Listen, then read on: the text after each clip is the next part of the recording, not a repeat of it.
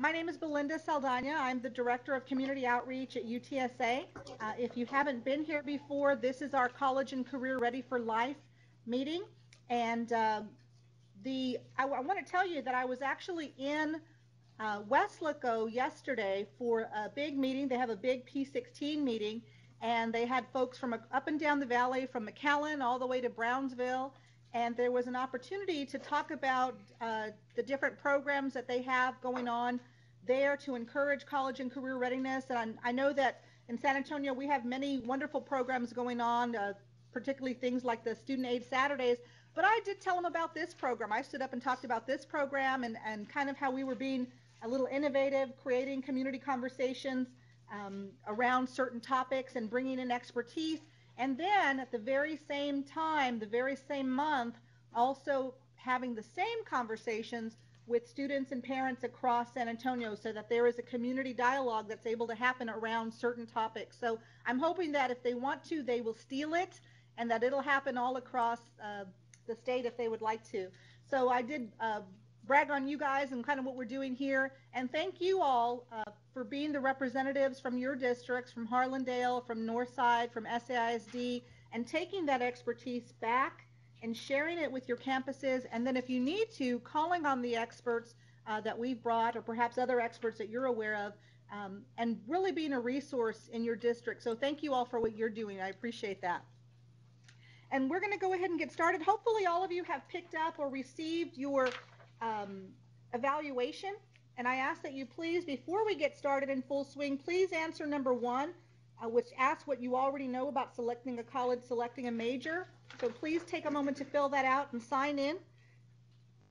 I do want to introduce our panel of experts. Off to my side, we had Bridwell, and if he looks familiar, he did used to be with St. Mary's University, but is now with the College Board, and so we're very pleased that he's with us this morning. We also have Eric Ariano, who's a Career Counselor 3 at UTSA, and so we're very glad to have him. And also Barbara Smith, who's our Executive Director of Advising at UTSA, will also complete our panel. We're going to do things a little bit differently this morning. We're going to take a moment to have our presenters present a little bit about their topic, and then we're going to open it up to questions that you all may have so that you can ask our experts up here.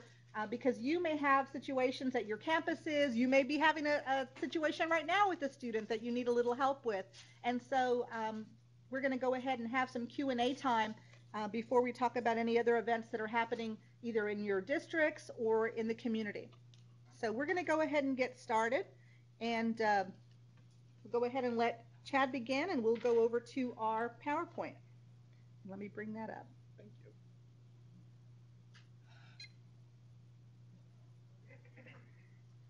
And it's right after that. Well, good morning. It's certainly glad to be back in San Antonio. I drove down from Austin this morning, so greetings from Dr. Middleton, previous superintendent at Northeast ISD, and we are certainly glad to be here. I'm having some clicker issues here, so we will make this work as much as possible. What I would like to discuss today is selecting a college. Most of us are familiar with the college search process, but perhaps I can give some tips and some pointers in my vast 18 years in public and private school admission, perhaps share with you a few things that may be of use to you. So just 2 brief topics that we'll discuss, selecting a college, and then just some steps on choosing the right college that is best for this student. To start with, we're obviously familiar with the types of universities and institutions throughout the country, and actually globally, as we're becoming more of a global society, the privates, the publics, and the for-profits. I like to divide those up into those 3 because they serve 3 different populations. And then if you were to segment that down a little bit further, there's the 2-year and the 4-year. And we are working with those students who already know that they're going to get a master's or a doctorate degree. So there's various types of institutions and education levels. And there's a school out there that's right for everyone. So some schools may be the right fit for one student you're working with, but you can totally not see that student be successful at that college for the next student. So just keep in mind the various types of schools that are out there. We really don't talk about cost in the preliminary stage. It is about finding the right fit. Cost always somehow works itself out, so I know it's a big concern, but we'll talk about that briefly in a few moments.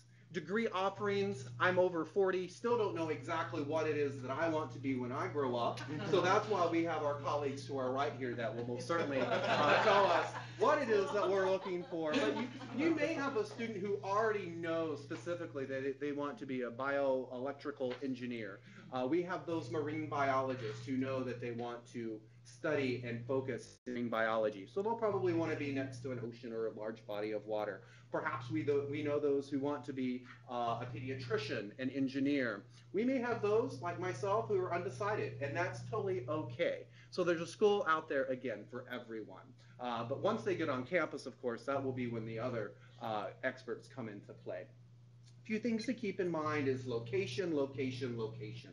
So as I bring that up for my old marketing classes, it's very important that we know what the students are looking for in terms of where they may be most successful. Being in San Antonio, they have various options, and they have options that fulfill the other segments that we talked about before. Perhaps it's Alamo College, perhaps it's Our Lady of the Lake, perhaps it's UTSA or Texas A&M. So they have many different options. Do they want to stay close to home? Do they want to get out of their hometown? Do they want a very large city? Do they want to go to NYU? Or do they want to go somewhere smaller? Perhaps Schreiner University in Kerrville may be the best step for them. So really, students who really don't know the various types of schools that are available to them, they really just need to do some soul searching. I graduated from a class in 16 in the rural panhandle of Texas. I would not have been successful at UT or A&M. I was successful at a medium-sized four-year public university, and for that I was very blessed. So there is, again, the right size and location for everyone. When they're thinking about locations, a few other things that they'll probably want to consider is the aesthetics. Do they want a fast-paced environment? Do they want a social setting? Or do they really just want to study all the time? Oh my goodness, life is too short to go to school at an ugly campus. So, you know, when you're walking across campus, I think beauty has something to do with it as well. Dr. Turner, president of Southern Methodist University, always did say that. Life's too short to go to school on an ugly campus. So that's very important. That's a very large city, and that's a very fast pace. So as we go through the different types of cities, climate also very important. We have those students who want to major in the performing arts, and NYU seems like the best major and the best school of choice. But let's wait until they do a campus visit in February to New York City, and let's find out exactly how well they do like that cold. Equally as important, let's let a student find out how difficult it is to get to and from San Diego or the West Coast, because not always is there a direct flight to and from San Antonio, specifically in our districts here. So location, again, comes into play, and also where they want to live. We have those students who have a great living environment right here in their home. So without a doubt, there are lots of wonderful resources here within San Antonio that they have to choose from. But you probably are working with those students who would probably blossom and flourish just perhaps by breaking out and spreading their own wings. So living environments, very important. My philosophy is you'll probably learn more that first year living in the residence hall than you will in the classroom anyway. So I think that will also help the students to mature and actually have a sense of self-awareness. So things to keep in mind would be living environments. When they select a college or university, there are so special offerings that those colleges and universities may offer that your students may be interested in. They may be interested in athletics. So now if they're playing intramural or club baseball on your college campus now, they may not be ready for NCAA Division I. But of course, they may be interested in athletics in terms of some very strong talent programs. So athletics being one of those. A lot of the schools in San Antonio have ROTC, so military, of course, is a wonderful option for our students as well. And we may have those students who really do want to go to college, but perhaps may have some learning differences. So believe it or not, most colleges and universities do have learning assistance programs. Perhaps a smaller liberal arts private university may actually help those students be successful in honing in on their career choices. Right now they're attending public schools and it's free. So they're thinking, well, hey, when I go to college, I'm not going to have to pay for anything but maybe my books. So cost does come into play after the students find the right choice for them. So what I would like to talk about is a little bit about how to apply for financial assistance in 2 minutes or less. Most of the colleges and universities in the country require the FAFSA, the free application for federal student aid. The students, of course, are completing these if they're seniors this year. That always goes available January 1st of the year in which they graduate. And this is based upon family income, household size, and this is what most colleges and universities are looking for. If a student is looking for a highly selective university, a lot of them are offering additional merit and scholarship aid with a form called the CSS profile. This is the College Board Financial Aid form, and it actually helps institutions like Southern Methodist University, Rice University, Harvard, Yale, Vanderbilt actually award their financial aid in a more fair and consistent basis.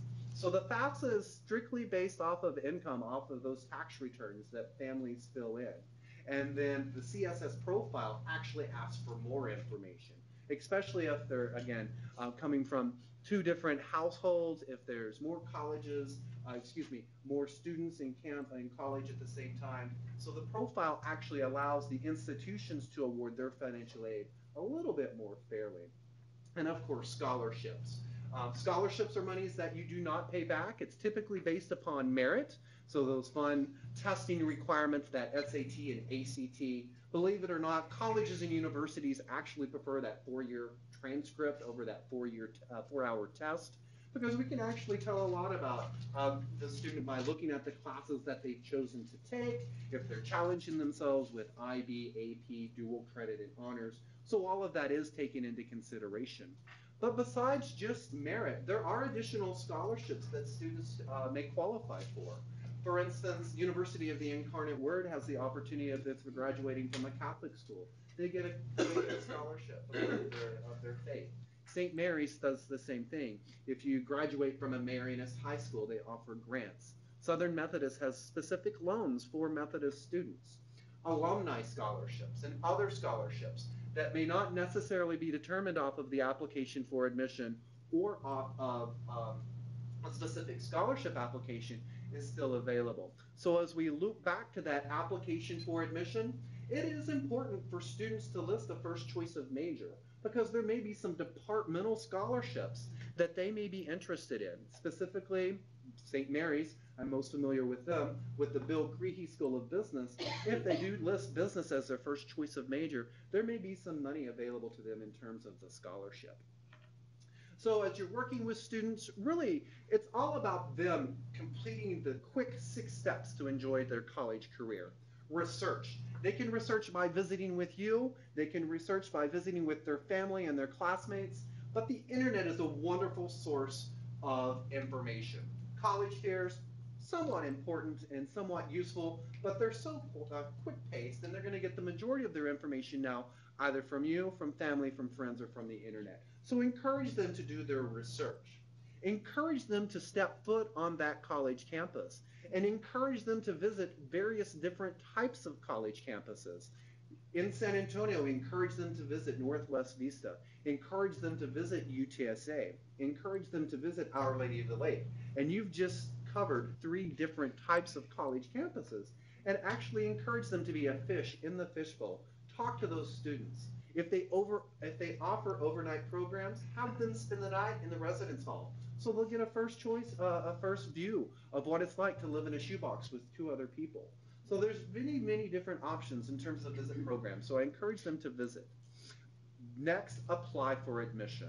Once they complete that application process, working very closely with you, after that, they get their admission letter, then they should go ahead and start the financial aid process. Because after they've applied and they've been admitted, they get their financial aid award letter down, that's when the serious conversations really come into play. Perhaps with you, with the student, you, the parent, and the student, because we really must make certain that it is going to be in the budget of the family.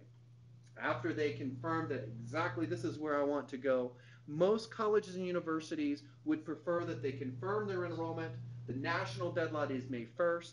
That's very helpful for colleges and universities. Much like a La Quinta Inn, we only have a certain amount of space available on our campus. So confirm your enrollment.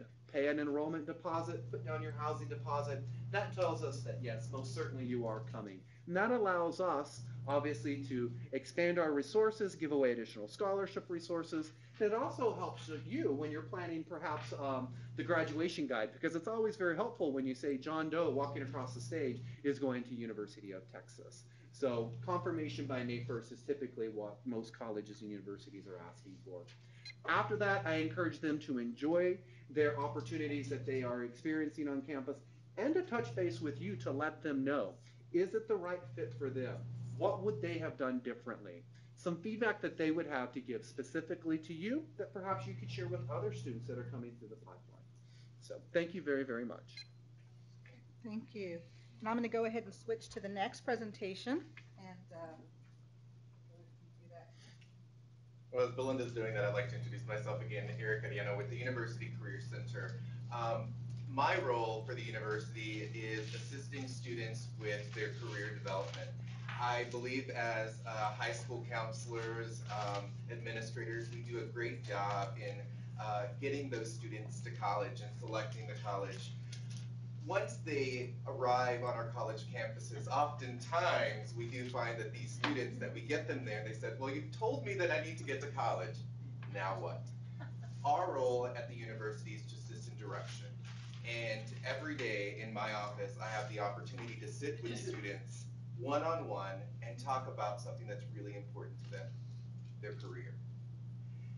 It can be very overwhelming, and I believe that students really feel pressured, especially in high school once they've decided on a college, to really figure out a major. What is one of the first questions that you get asked once you get enrolled into a college is, what are you majoring in?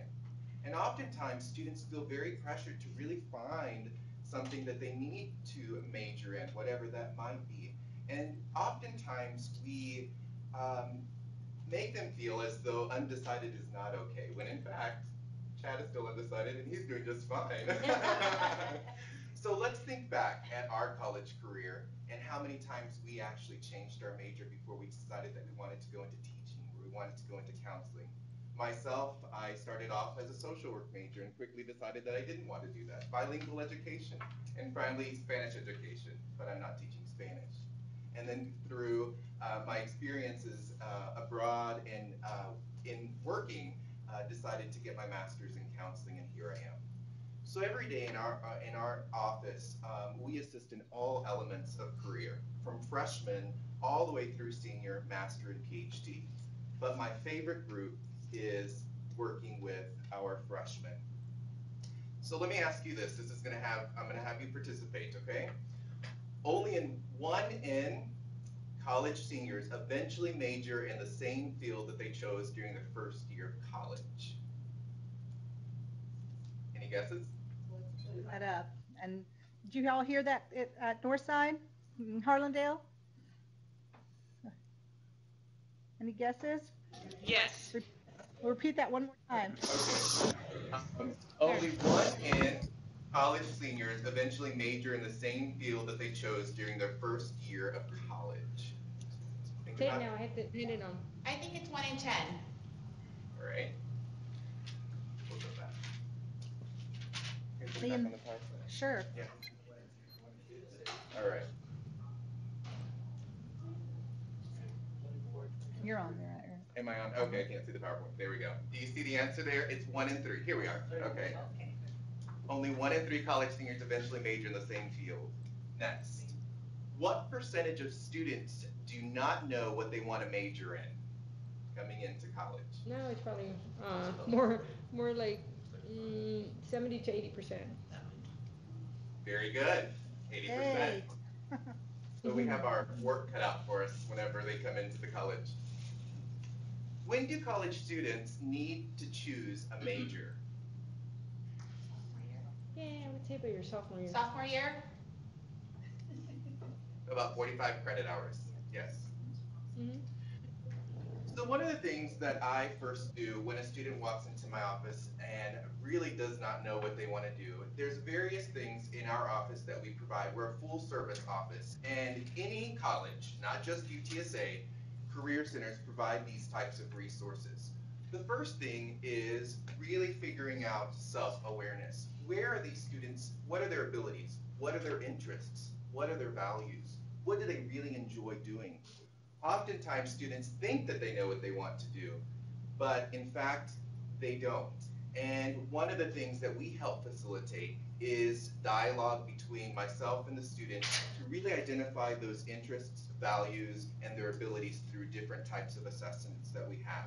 Many of you at your high schools may have some sort of assessment that you can provide your students to help guide them as to what they might be interested in once they go into the university.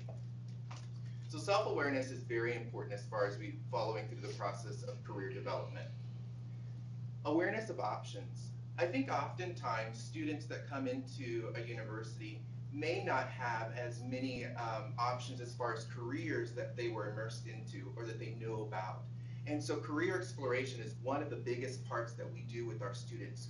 Once we identify what their interests, abilities, and values are, we move these students into a process of career exploration. We're very fortunate at UTSA and many of the other universities that provide career development courses. These are actual things that can be done in the high school as well. What we do in our career development course, it is a 3-hour credit course that a student will actually go into and move through the process over a semester, from identifying what they want to study in, producing a career portfolio where we do encourage the students to do informational interviews. We have employer panels that will come in through industry specific, whether it be architecture or the medical field. STEM is a big thing. So these various types of activities that we provide the students to facilitate and move them through the career development process.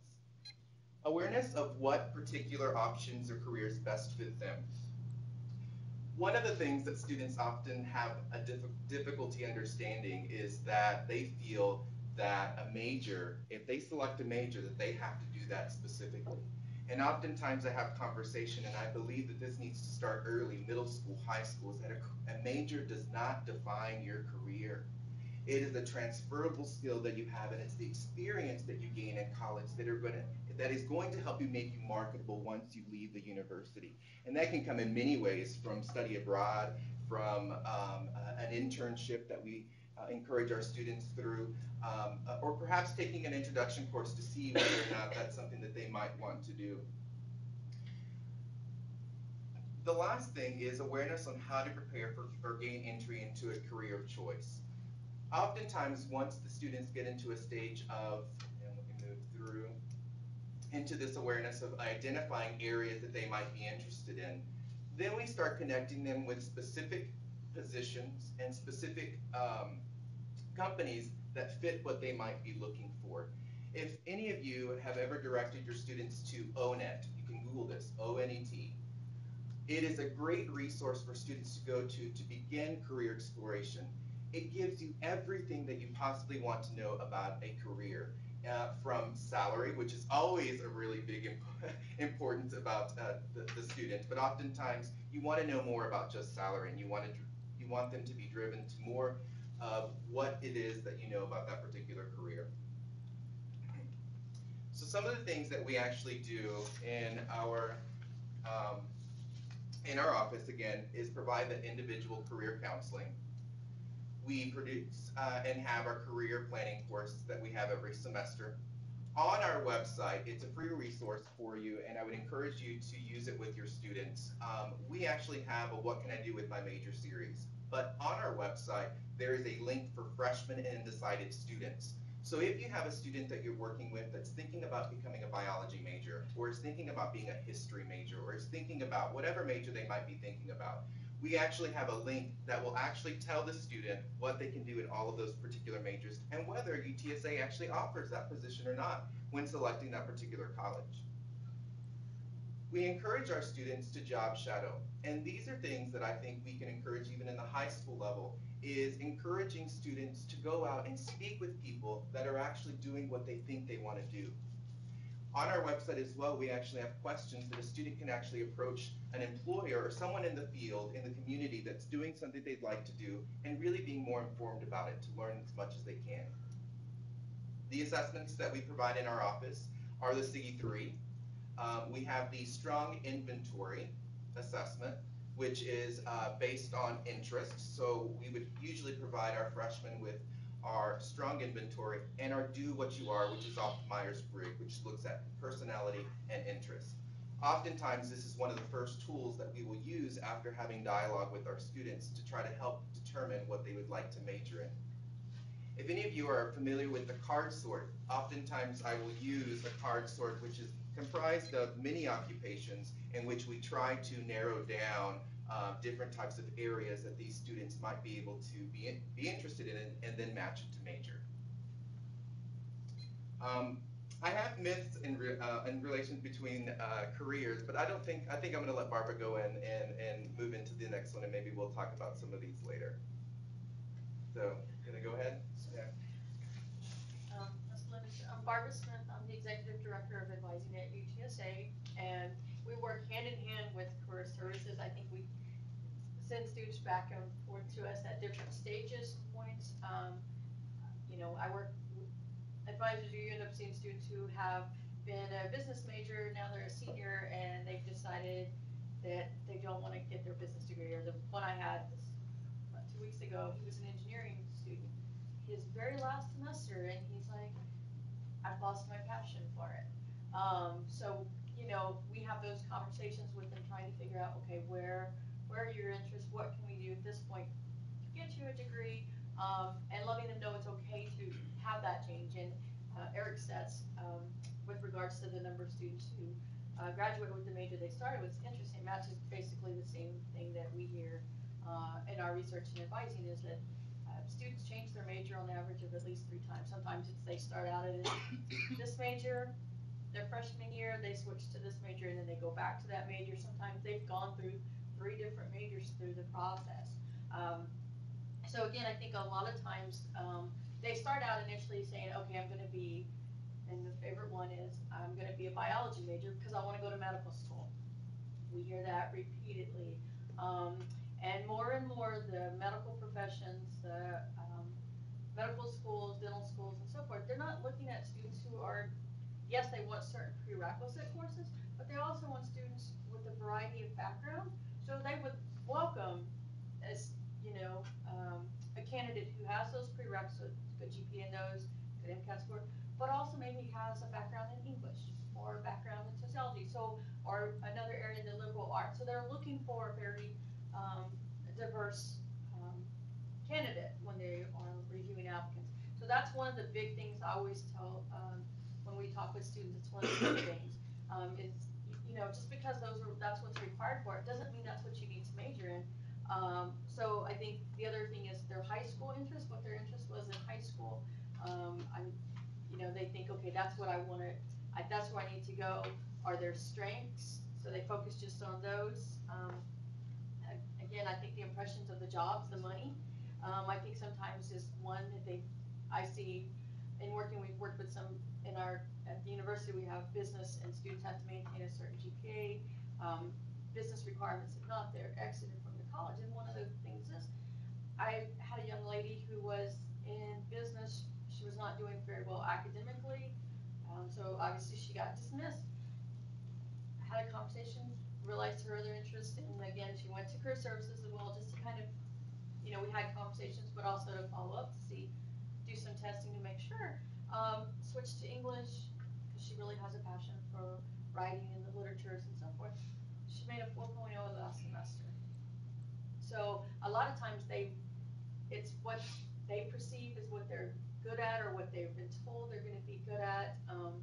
I'll speak from a personal perspective. I think we've all shared a little bit of personal perspective as well. Is when I graduated from high school, I didn't think I was very strong in the science side of the house, and I got into a biology class. I loved it. I started at one of the community colleges and transferred, and from that point on, I found there was my passion in as far as learning the discipline that I enjoyed the most. So I graduated with a degree in biology, and was in research for a number of years. That's where my passion and my interest was.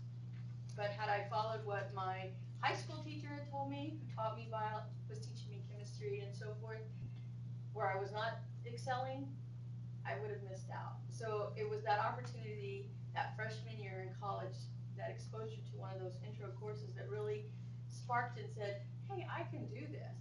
You know, so I always tell students, it's not always what you came into the university or the college with, it's what you're getting out of it, as kind of reiterating Eric's point as well.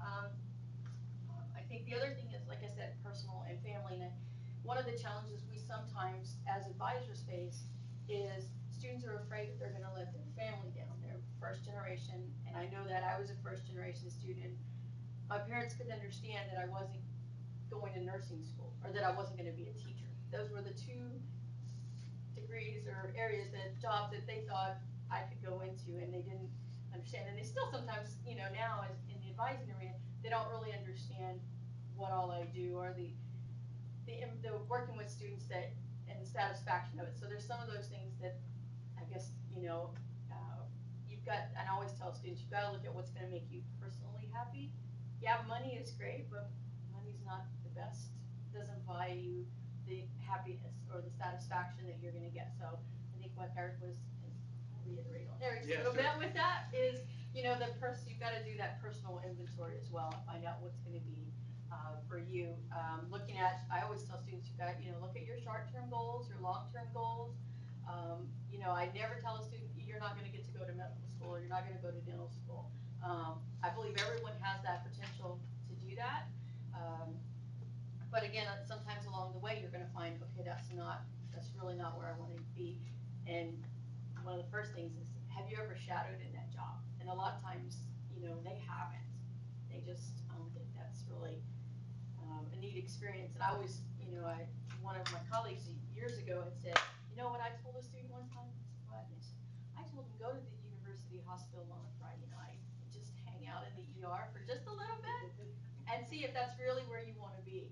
And I've always, every once in a while, when I've worked with, talking with students, that's one thing I'll say is, have you ever, what's your experience in that?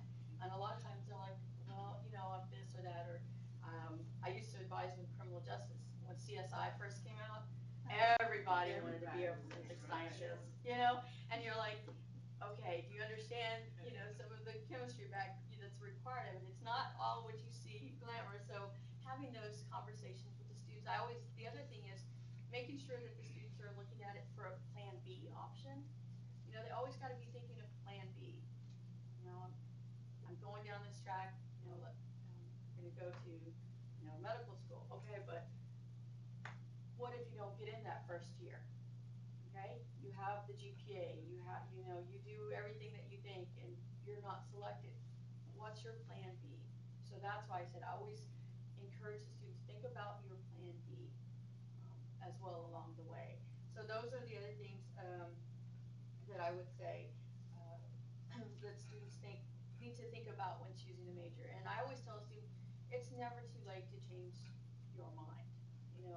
If you're, and that's where you're going to be for years from now. So if you're in the engineering student, he was so cute because he was like, I've lost my passion. I don't want to be an engineer, and I know I've done all this and that. And he's actually, now he wants to become a math teacher. He says, I love math. I love talking. What he loved about the math was when he was in the classes, he was talking and working with other students. They were working through problems. So he enjoyed that. He says, I enjoyed that more than some of the other things in my other engineering classes.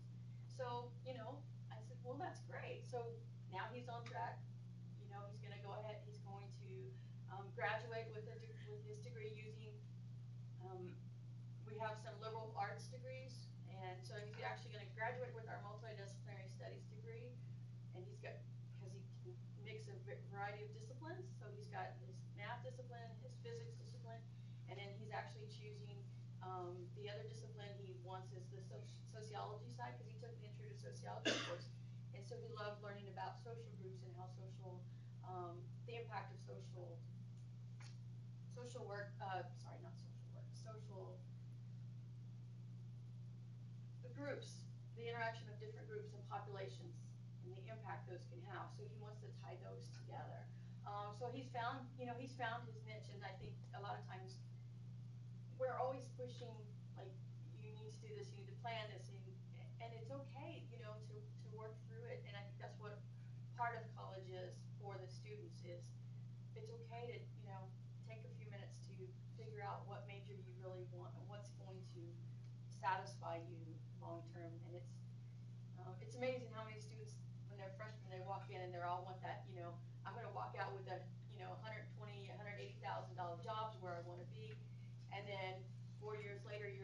to them, and they're so excited because they're graduating, they're walking the stage, and they send you a card back, or they send you an email. I love the emails. You get so many emails back saying, I just landed my job and I'm making 60,000 or I'm making 40,000, and you're like, wonderful, and I love when I get those year later ones, and I'm loving this. This is what I'm getting out. That tells you, okay, you found your place. And so I think sometimes the focus for them short term is they look at it just as from an economical standpoint, and then over time they realize what it is. So I would just say, there's so many things that influence them in initially making that major decision, and we are, as advisors, one of the things we're there is one to support them to get through that major that they've chosen, be it those students who have walked in clearly saying, I'm going to be an engineer, and they walk out an engineer, or those students who walk in saying, I'm going to med school, but they don't end up going to med school because there's different routes they take, become a renowned artist. I mean, I have, we've talked with a number of students and their parents. One of the things I think is the hardest is trying to help the students and the parents realize that it's that student's choice long term and their satisfaction in life. And there's folks who complete medical school and they walk out and they're not happy and they walk away from the profession. So why not know that up front, as opposed to going through your entire 4 years to get your bachelor's degree, your 4 years of medical school, and then it's the final, you're in the final stages and you're doing residency and you walk away from it. And I think that's the piece and the reality of it that I don't think students really get to hear sometimes. So I would say one of the things as advisors is we're there to support them, to provide them options, provide them the resources, be it go to career services if they truly have no idea or never done an inventory. I know I've made numerous referrals, and I sometimes always think career service finally, okay, do they not know what they're do they not know how to advise students? And it's like you want them to get the most out of their college experience, and sometimes it is having doing that assessment just to ensure that they're on track, because you can have conversations with them and so forth, but it's sometimes that extra little piece that they get. So I would say that, but I think for students, it's important for them to realize it's not just what everyone wants them to do that's important for their major when they choose a major. So I want to open it up now for just a moment. And of course, we have Chad with the College Board, Eric with career planning, and Barbara with advising. And I know that you all have wonderful resources that you all are using at your own campuses to help students choose a college or choose a major. And I think about the in-school mentoring program that my own daughters went through and how instrumental it was just in helping them make connections for future jobs, but also helping them to focus on what it is they were wanting to do for life. So I know there's some really good programs out there. What are some of the questions you all have for our panel? What are some of the things you're facing now as students are getting ready to graduate, selecting college, thinking about a major? Yes. Specifically, I just wanted to ask if the career assessments that UTSA offers, is this required of all of the students, that all freshmen, or do they come in as they feel they need to? So I can see some just really needing to take something like this, but then not ever getting around to it. So are they all required to? They're not. They are not required. We actually do partner with our freshmen in our classes, which some instructors will actually have them go through assessment. Our career planning courses, all of them are required to actually go through all of the career assessments in our office. However, it's a student's choice. And I think one of the important things as counselors is encouraging your students really, once they go into campus, go visit your career center. Oftentimes they think of the career center simply as jobs. Oh, I don't need to go there because I don't need a job right now. And we're so much more than that. Not only just assessments, but we go through assessments. We assist students with informational interviews. We assist students with resumes, interviewing, networking, career fairs. We help them place themselves in place jobs, on-campus recruitment. So one of the big things is once that student chooses their college, the first thing as a counselor you should tell them is, I want you to go visit the Career Center. Oftentimes, students really get confused when they come to college because they don't know what the difference is between what a career counselor does and what an academic advisor does. And you can see that we partner very closely in what we do because our academic advisors support them through their program that they've selected. But what if that's not the right program for them, or they just really aren't sure? Then they refer to our Career Center and we assist our students at that point. So to answer your question, no, we don't require all assessments, but any college that you go to, that your students goes to, they are going to have career assessments for their students in the Career Center. And I'll just piggyback on that. Also, there's a legislative mandate that has just been recently approved for institutions of higher ed that they have to look at is students have to have a filed degree plan by the time they reach 45 hours. So that's another important piece and opportunity where, from the advisory perspective, we're out there outreaching to our students frequently so that if they are in that point before they reach that 45, we're hoping, which is between that freshman and sophomore year, we can get them to the career services to get that assistance and also helping to clarify and define where they want to end up. I was going to make a comment. We have two grants going on. Gear Up grant. I don't know if you're familiar with the Gear Up grant. We have a Gear Up grant 1 right now that's unextended, and so the kids are seniors. But right now we have a Gear Up 2 grant going, and we're partnering with Harlandale. So I'm saying that we need to think about is that 7th year. That's what the new grant has. It's called the 7th year, where they follow them in college. Maybe that's something that we do need to require if they're going to get those services from Gear Up, that we do require our students that they must see the career advisor and the academic advisor. So I'm saying that so Leticia and the people at Harlandale can hear that, and we put that down as something that we're thinking about when we're planning for the 7th year. And then also the part-time counselors here that see their students, that's something that we should be telling our seniors right now. When you go to college, let's make sure that you're going to see an academic advisor, but let's make another stop for advisor as well. And I would be happy to partner with you for the students that go to UTSA. I mean, that's really exciting because we really focus on our undecided and freshman students once they come in. But it's a choice. The students do not have to come into the Career Center. Right. And so by this partnership, certainly it would be. And UTSA right now is our partner. Our contact is Dr. Joseph Kohanic. Right, in our office. So we'll connect you with him, Eric. We'll connect you with him, but what I'm really concerned about is so that we can plan for Gear Up 2, the kids that are 7th graders right now. So we'll be able to use all of these services, but keeping in mind that at that 7th year, that's another service that we're going to possibly implement, so that they will go to those places. That's exciting. Okay. Leticia, is she over there? Yes, we heard you. Thanks, Rita. We'll do that. Great idea.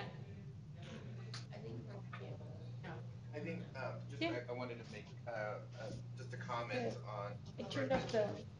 Students are required to actually choose a major at 45 hours, and I know in high schools we encourage our students to do dual credit, and so they're coming into colleges with already so many hours, and I think oftentimes they're pressured because they haven't had time for exploration.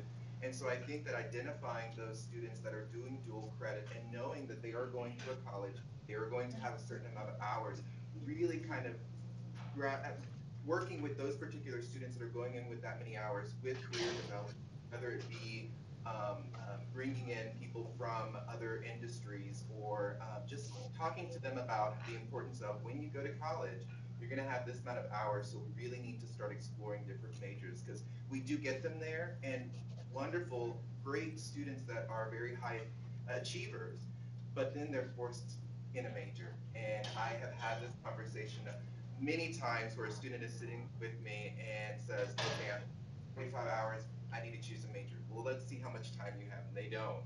And I'm like, I don't have a magic wand to, what should I major in? And oftentimes I'll just come up with a random major like, oh, why don't you be an electrical engineer? And they're like, I don't want to do that. I'm like, see, you don't want me to choose your major. You have to choose it. So starting that early. And that's interesting you mentioned that because as I was telling some of you, I was in the Valley yesterday for a P16 council meeting, And they are going to be having an event called Transitional Counseling for students that are coming in with lots of hours.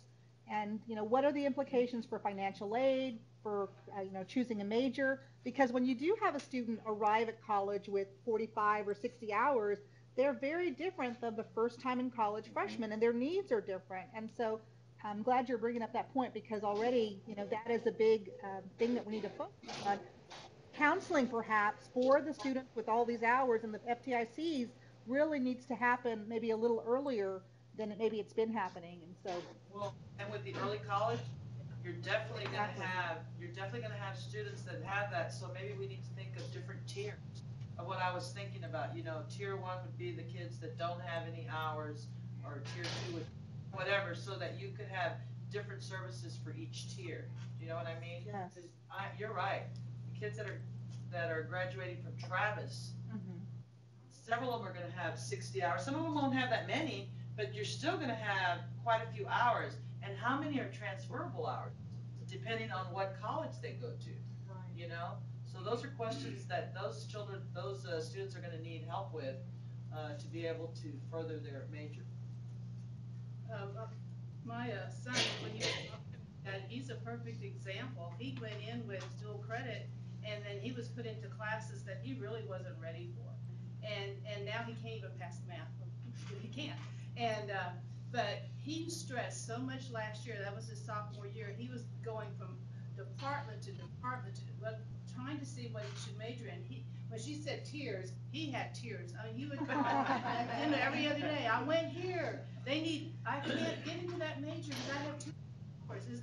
And so he kept saying some majors you can't get into if you have too many hours. And there was a couple of majors he was really interested in, but he had more hours than they allowed for him to get into that major. So for him, dual credit was not a good thing, and I wish I would have realized that. I was just looking at the money aspect, and money's not the issue you should look at there. I think if a child knows what they're going to major in, and they're really certain, then they could take the dual credit for the English and the math and the the sciences.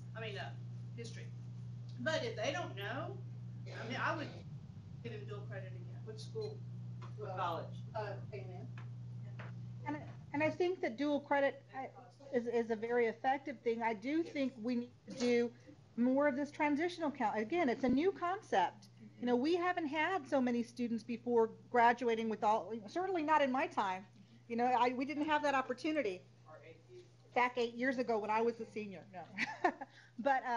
But now students are having so many opportunities to do dual credit, AP, early college didn't even exist, that we need to perhaps start looking at new ways of counseling these students. And if anyone is interested in this transitional counseling session that's going to be happening in the Valley, or who's arranging that, I'll be happy to put you in touch with those folks and get you that information, because perhaps if they're already having those conversations there, if we haven't begun them here, why don't we go ahead and learn from what's already happening in the Valley? Yeah, and this is Harlandale. Also, to piggyback on what Rita was saying about Harlandale and Europe, if possible, perhaps having the career centers actually come to speak to our students. Right now, they're 7th graders, but perhaps as early as 9th grade, to talk about what the career centers offer, so that they have 4 years to think about it. Because many times the kids are not going because that's the first time they've heard about it, and they have no experience with it, so they don't go to a career center possibly till their senior year in college. So that maybe every year, every year we could even have a 30-minute session. We go visit the campuses, but make sure we go to the career center. So that by the time they get to their freshman year, they've heard it, they understand it. Because again, it's about college knowledge for the students. And the minute they hit the door, they are well versed and well informed, and they have networks, and they're familiar what, career center pretty much looks the same at every college. But again, I can remember being in college, not approaching the career center till I was a junior or a senior, and even then being a little hesitant about, so what is it that you guys do? And I was in Upper Bound. So if we could start that really early, have a real collaboration where they come to our meetings, we take them regularly, job shadowing on the campuses even, so they understand what a college professor does, what the president does, that sort of thing. And I think one of the maybe an effective activity that you can do with students even in 8th grade is as they start researching specific colleges that they want to go to. Of course, you want to be aware of the services, but maybe encourage them to go to the Career Center or Career Services website, and it gives you a full view of what they would be able to, how they would be able to utilize that service at any university that they go to. I know on the UTSA website, higherroadrunners.com, we actually have 12 career counselors, each specific to a college. And we do have one button that says freshman and undecided. And I would encourage those students to actually press that button and or look in those resources, because it's going to give you everything you need to know about different types of majors and choosing a major. Well, one of the things to add to that, we're looking at starting younger, and you're saying, informing them and so forth, but remember that a lot of the schools also do like Cooter or do some of the inventories themselves that help students. So maybe, after getting the results, somebody from the university coming in and explaining and expanding on the results that they're already getting, and looking at different, opportunities that, or different things that they can do with that particular major. Because that's the key right there. They're getting information, they're doing it at the Go Centers, but what do you do with the information? How do you carry it further? So I think that would definitely be something that, that we could use your expertise in and have the students, just carry it further. Now, I'm gonna tell you a challenge that happened in Gear Up 1. When we would try and set up field trips for the students in their 7th grade year and 8th grade year, the colleges would not welcome us at an early age. Now, that was 6 years ago. So I'm hoping things have, with the P20 initiative going a little further. And I'm just talking about the community colleges here in town, because we started with that.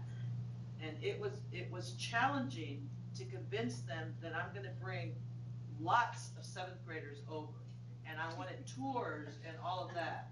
All right, so we need your help, so that when we start setting these things up, that they're going to welcome these students, and that they will give them those workshops, so that they will have that information, because that they need to hear it a lot. So they'll hear it the 7th grade year, and they hear it the 8th grade year, and then they hear it against the 9th grade year, and so on. But we did have a little bit of a challenge sometimes getting into the universities. All right. And let me speak to that just a little bit, because I used to be in charge of tours at another campus, and I'll tell you, the way it usually happens at most college campuses is that oftentimes the folks that are in charge of giving tours to students, especially the younger ones, are going to be other college students. And so there's a certain number of college students, and you guys feel free to chime in. And I tell you, those college classes sometimes just get in the way.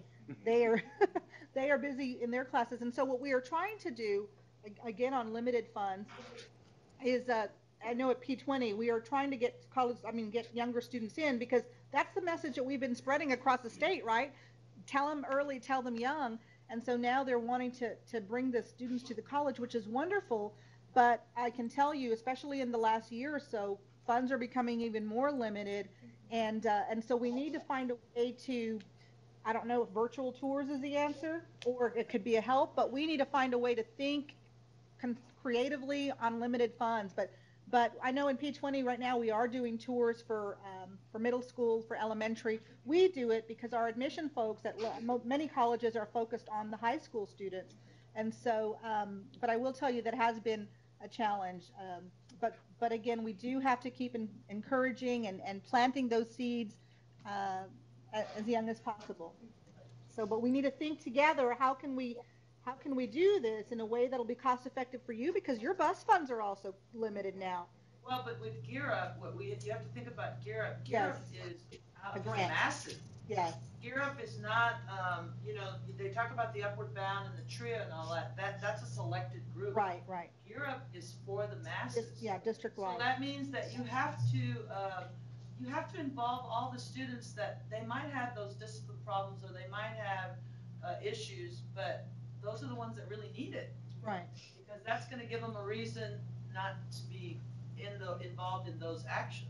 So and I think that has to be the message, is that Gear Up throughout the country is for the masses. That's what those tax dollars are going for. Is it possible with, let's say, Gear Up grants, for example, is it possible to bring students in smaller groups, like let's say through a week, bring them in smaller groups? Is that Yeah, it's possible. I mean, Not as a, as efficient probably, but. but you know how it is. I mean, it's all gonna depend on everything. Right. Who the leaders are, administrators, who's gonna allow what, what's the ratio number? Right. What's the, is it test week, is it benchmark week, you have to decide all those things, what's being tested, what teachers are gonna take them. It is possible, the challenge is gonna be, are you gonna reach those mass in those early years? Right. Because gear up, go graduate all of those kids from high school to get them enrolled into college and to complete college. Those are the three main goals. And again, they're after the masses. I think one of the challenges, I was the visitor coordinator at Texas State University prior to my job here at UTSA. And it is challenging when we do bring large groups. We did actually have middle schools, and large groups are challenging. I might suggest a creative approach in, yes, we do want the students to come to our college campuses, but perhaps maybe bringing those professionals to have a mass of students, creating some sort of employer panel where you have people from different, have a moderator actually asking questions and having the students prepared with different types of questions that they might ask. And different types of career topics, because if that's the goal, to get the students to college, perhaps then coming a conference or different types of workshops might be more manageable than having students by the masses at a university, which takes sometimes our college students, that's a lot of coordination. So smaller groups probably will work best when going to a college because they would be more than happy to help. But maybe aside from that, more creative approach as far as workshops or employer panels or whatever. And honestly, we have done all that. Career We've done days. the small ones, Okay. we've done the bigger ones. We did a big expo at San Antonio College when they were 8th graders. And you're talking about, we had the whole 8th Yeah. grade class, which was about 4,000 students. Wow. Yeah. And it was a big schedule, and they went through all kinds of workshops and everything. It was good. They really enjoyed it. But those are little challenges, and we just keep talking to each other a little more, and I really think that they will welcome those younger students a lot more. I know, well, I worked at Lowell Middle School as a counselor, and we had college and career booklets that we did with every student, and where they had to pick at least two or three different careers that they wanted to explore, or if it's military or whatever, and I think it was elementary, but it was a lot of time, but it was well spent, and then we had college and career days where we brought people in, and now I'm working with some of those kids that are seniors because they went from Lowell to Burbank, and it's really neat. And I asked them, "Do you remember those booklets way back then?" And they, yeah, it's kind of hard to remember. It's 6 years back, but I'd ask them, "Do you remember any of the careers?" And some of them can actually remember what they worked on, what they were thinking about. So it's really neat to have that. You're completing a cycle there with them. Yes. It's really neat to do that. Any other comments or questions from Harlandale or Northside? No, thanks for hosting this event. It was great information. Good. I want to thank our panel so much for being here and for sharing your expertise with us this morning. We are videotaping this session, and we are going to have it up on our website, so if anyone didn't have a chance to make it, they'll be able to see all of your comments and expertise.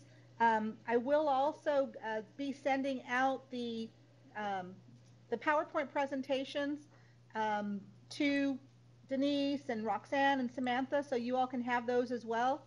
I do want to remind you of just a couple of things that are going on coming up this month, and if you all have anything going on, any college readiness activities going on at your campus or in your district, please let us know.